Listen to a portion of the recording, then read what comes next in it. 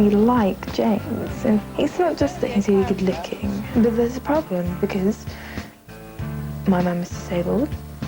It takes everything I've got to stop being angry with her, to stop blaming her. It's not her fault.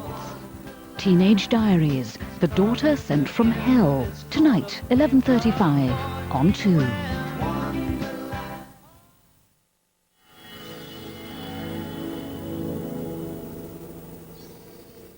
Now on BBC Two, actress and writer Mira Sayal introduces the black and white in colour season.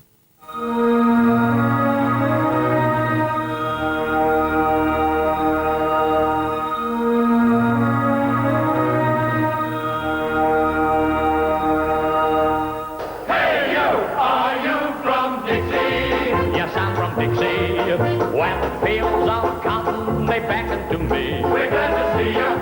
Tell me how we we're okay. And the friends I'm longing to see.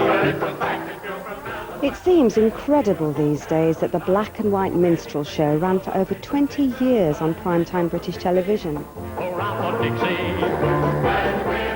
With its over-the-top caricatures presented as seemingly harmless entertainment, the show is one of my strongest and most damaging memories of black people on the box. What maybe nobody realises is that at the same time, many black and Asian artists were struggling to gain their own foothold in the medium. Indeed, a few notable programmes slipped through the net and challenged the old stereotypes. For example, later this evening, there's a vintage episode of Z-Cars in which the Newtown cops find themselves wrestling with their own prejudices. The left hand.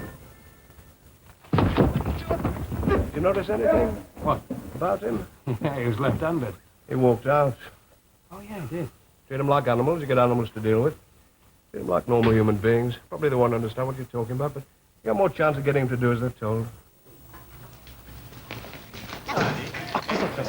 This is a hold-up. At 10:25, A Hole in Babylon, Horace Ove's dramatisation of the Spaghetti House siege. Tomorrow night, there's a chance to see an award-winning documentary which portrays the struggle of blacks to gain access to primetime American television. King Cole was very threatening. I mean, how dare you bring a black man into our homes and into our communities with white guests, no less, with white women, no less, with white men, no less. Also on Sunday, the first British network screening of Spike Lee's hit film, Do the Right Thing. Hey, who told you to step on my sneakers? Who told you to walk on my side of the block? Who told you to be in my neighborhood? I own this brownstone.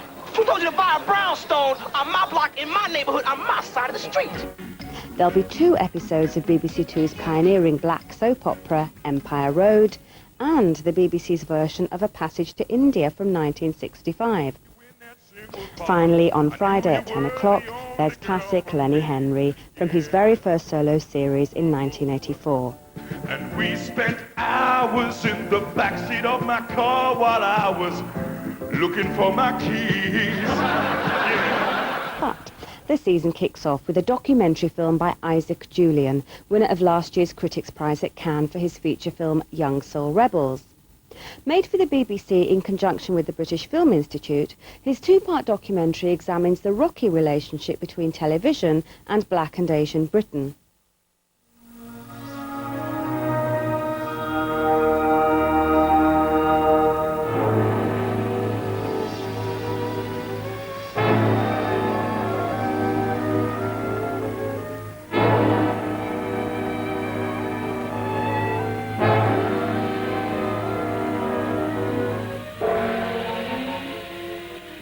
To those of you who are seeing television for the first time, and who are therefore the people for whom this film is primarily intended, we'd like to sound a note of caution. Television is essentially the entertainment of the home viewer, and is the family group that our producers and artists normally consider to be their audience. And so if this, your first introduction to television, is not by your own fireside, do believe me when I say that you'll enjoy it so much more. If you assume that British television as an institution was always whiter than white, you wouldn't be far wrong. And yet, black people appeared on British television's opening night. although there wasn't a black population of anything like the same size as there is now. It's taken a long time for white people in British television to acknowledge the presence of the black population in Britain and to represent its talents and diversity on the screen. The few images of this kind which appear have been forgotten because British television finds it difficult to have a memory. And in the course of remembering, let's not forget that images of this kind haven't appeared without a struggle. This program will begin to rediscover those suppressed and oppressed parts of our cultural heritage. The vision and sound are on. The station goes on the air.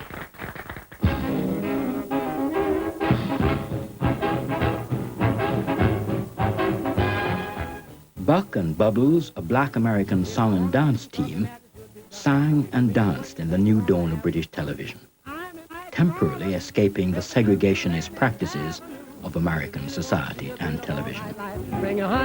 The black, as popular entertainer, has never left our screens since. The type of entertainment that was on offer was of a very restricted and rarefied kind. Black entertainers added that special touch of difference for the predominantly white viewers. Okay in Harlem, if you want to go gay. Yes, the rhythm's okay in Harlem, 'cause Harlem's built that way. I don't know why there's no sun up in my sky. Stormy weather since my man and I ain't together. Keeps raining all the time.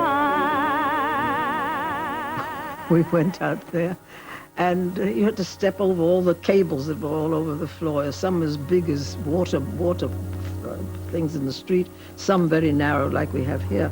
And you had to climb over a whole sea of cords to get to the camera, you see.